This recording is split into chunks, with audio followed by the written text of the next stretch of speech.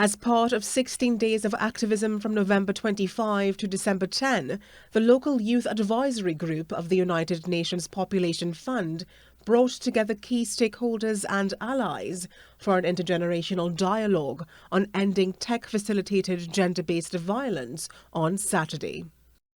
For the first time on Saturday, the local youth advisory group YAG for the United Nations Population Fund UNFPA gathered an expert and youth panel focused on understanding the challenges associated with tech-facilitated gender-based violence.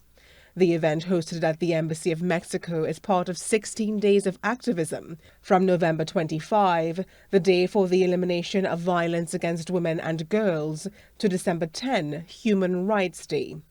YAG Representative Sapphire Alexander explained the dynamic of risk that the digital space adds to gender-based violence, especially for young women and girls. More severe. We are living in an age where harmful gender norms, where stereotypes are moving from the offline into the online spaces. Divisive algorithms are fueling extremism and empowering those who view women and girls as less than. And they are amplifying messages of hate, domination, and violence.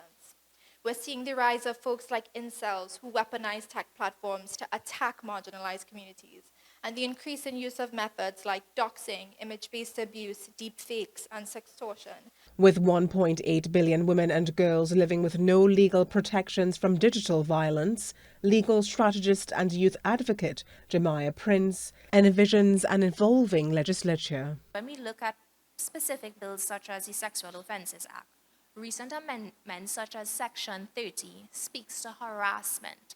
But when we look at the scope and language within those provisions, we question, does that adequately extend to technology-facilitated gender-based violence? We see, just like society is a continuing reflection of morals and values that evolve, so too should be our legal instruments. And local convener of the Convention for the Elimination of All Forms of Discrimination Against Women, CEDAW, Terry Ince, reminded that change starts at home.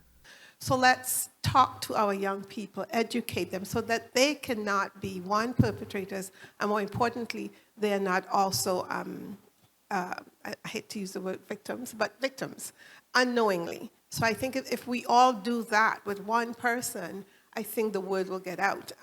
Don't be afraid of technology. You cannot get away from it. AI is here. We can't run away from it. We just have to know how to use it wisely. The Youth Advisory Group of the UNFPA hopes that this discussion is the first of many, and that we can all continue to build processes that are socially inclusive, gender sensitive, and intersectional.